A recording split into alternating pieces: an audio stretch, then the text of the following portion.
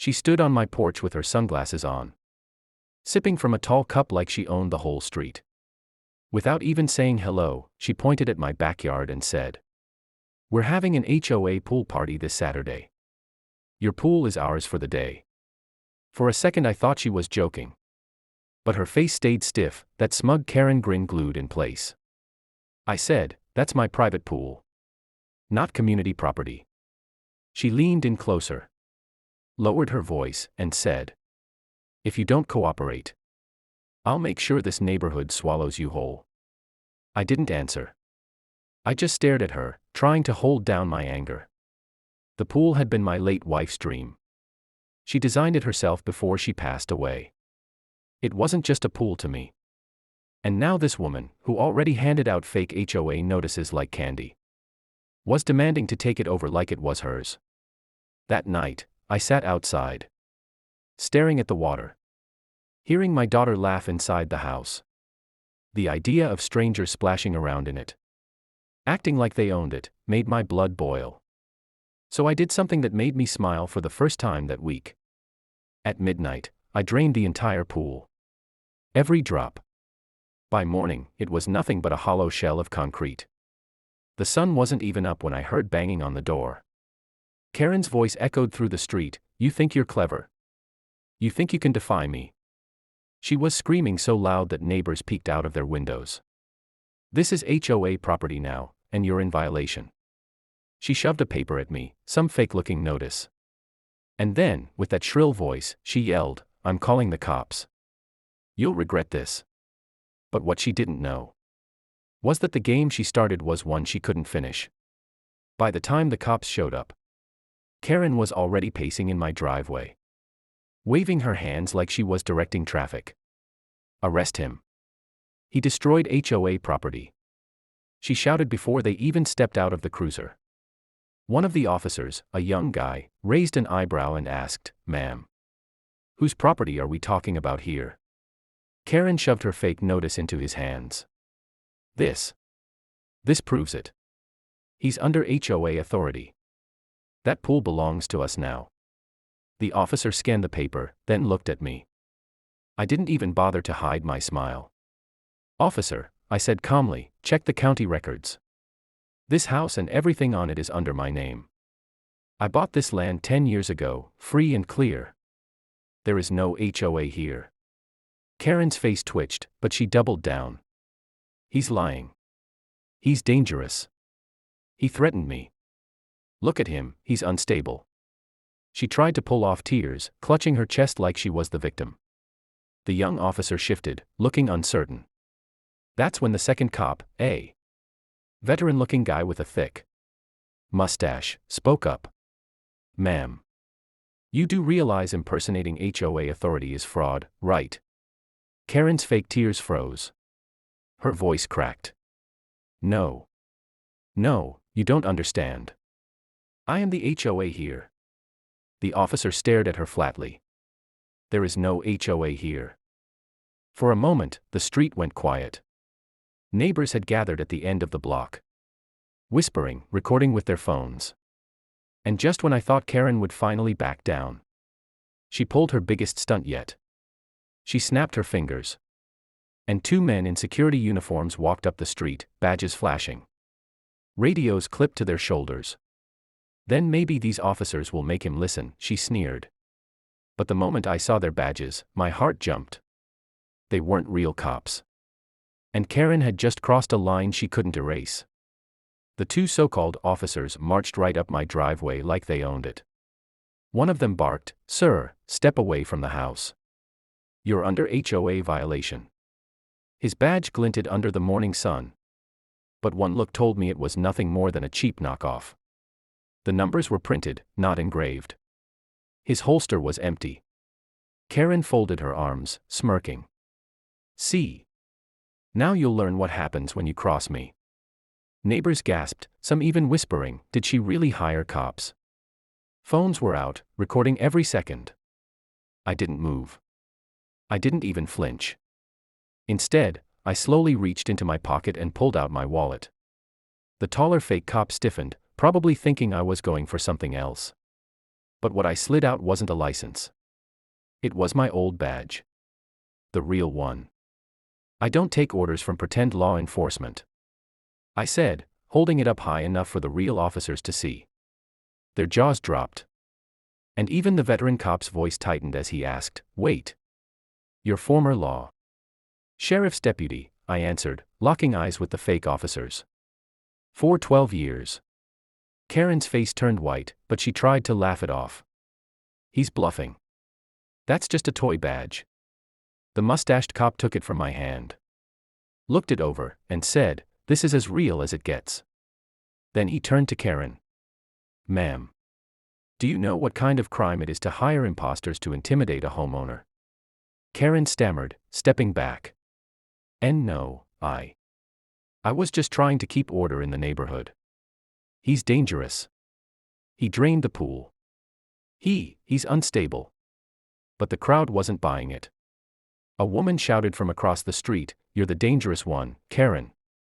Another man yelled, "We've had enough of you pretending to run this place." The fake cops shifted nervously, clearly realizing their cover was blown. One of them muttered, "Karen, you didn't say he was a real cop." And in that instant, I knew her empire of lies was about to collapse, piece by piece. Karen's voice cracked as she tried to grab control of the moment. "Don't listen to him. He's manipulating all of you. He's not who he says he is." She jabbed her finger toward me, but her words only fueled the crowd. Phones were raised higher, neighbors whispering louder. And the tension felt like it could snap. The mustached officer stepped forward, eyes narrowed. "Ma'am, you just ordered 2 civilians to impersonate police. That's not only fraud, it's a felony." Karen's fake confidence wavered. She spun toward the imposters, her voice low but desperate. "Don't just stand there. Do something." But the taller one shook his head. "We're out, Karen. This isn't worth it." He pulled off his fake badge and tossed it onto the driveway. The other followed, muttering, "We're not going to jail for you." Karen's jaw dropped as both of them walked off, leaving her stranded in front of everyone. She turned back to me, eyes blazing with fury. "You think you've won? This isn't over. I'll make sure your life here is a nightmare." I finally spoke, steady and calm. "Karen, you've already made that clear. But the difference is, now everyone sees who you really are." The crowd murmured in agreement. Someone shouted, "Expose her." And another neighbor added, "We're sick of her fake rules." Karen's face burned red. Her mask of authority was slipping fast. But then she pulled a move no one expected. She whipped out her phone and, right there in front of everyone, started dialing 911. "I'll tell them you threatened me. That you pulled a gun. That you attacked me," she screamed. Her voice was shrill, frantic, and the words hit hard. "False police report." My stomach tightened. Because if she actually went through with it, things could turn ugly fast.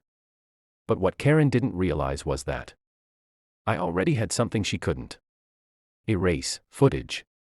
Security cameras, every angle of the street, capturing her every lie in crystal clarity. Karen pressed the phone to her ear, pacing in circles like some actress on stage. "Yes, officer, he threatened me with a weapon. He's unstable. Send backup now." Her words rang out across the neighborhood. And you could hear the gasps ripple through the crowd. The mustached cop's jaw tightened. He yanked the phone from her hand mid-sentence and snapped, "That's enough. Filing a false report is a crime." He handed the phone back, screen still lit up with 911 on the line. Karen stammered, "And no, I was just scared. He's dangerous, you don't understand." But before she could finish, I walked over to the side of my porch and pointed to the small black dome fixed above the garage. "See that? It's been recording since last night. Every word. Every threat. Every fake order you barked." The young officer pulled out a tablet from his cruiser, connected instantly. And within seconds the screen lit up with crystal clear footage. The crowd leaned in, phones capturing the live playback. And there it was, Karen demanding my pool. Karen calling in her fake cops. Karen screaming, "Arrest him. Like she was queen of the block. Her voice from the footage echoed over the speakers, "This pool is HOA property now. You'll regret this." The crowd erupted, laughter, gasps, shouts of "busted." Karen's face drained of all color. And for the first time, her mouth clamped shut. The mustached officer turned slowly, his voice low and firm. "Ma'am, you're under arrest for filing a false report. Fraud and harassment." Karen stumbled back, shaking her head violently. "No. No, you can't do this. I am the HOA." But the officer already had the cuffs out. And the moment those metal clicks echoed across the driveway, the crowd cheered. For the first time in years, this street didn't feel like hers. It felt like freedom. What she didn't know yet was that this was only the beginning of her downfall. The squad car's red and blue lights faded down the street, carrying Karen away in the back seat, still screaming about being in charge. The neighbors didn't move at first. They just stood there, wide-eyed. Like the spell she'd held over the block had finally been broken. Then one by one, they started clapping. Someone shouted, "About time." And another neighbor laughed. Guess HOA Karen just got evicted from her own fantasy. I stood on my porch, my daughter running up beside me, clutching my arm. She whispered, "Dad. Is it over?" I bent down, kissed the top of her head, and said softly, "Yeah. We're safe now." The mustached officer lingered, pulling me aside. "You did the right thing. Most folks would have lost it under her pressure. You stayed calm, handled it legal." He gave me a nod of respect before heading back to his cruiser. As the street cleared, I looked out at the empty shell of the pool, drained. Quiet, almost symbolic. It wasn't a loss anymore. It was a reminder. My wife's dream wasn't just the water, it was the home. The land, the freedom to protect it. And no one could take that from us. Later that evening, a few neighbors came over. They offered to help fix the pool. Even suggested turning it into a community barbecue spot, on my terms. Not Karen's. For the first time, this place felt like a real neighborhood instead of a dictatorship. I leaned back in my chair, watching the sunset wash over my yard. "I didn't fight for this country," I said quietly. "To be told I can't live free on my own land." And as the laughter of my daughter mixed with the sound of friends gathering in my backyard, I knew one thing for sure: Karen's reign was over. And peace had finally returned to the block.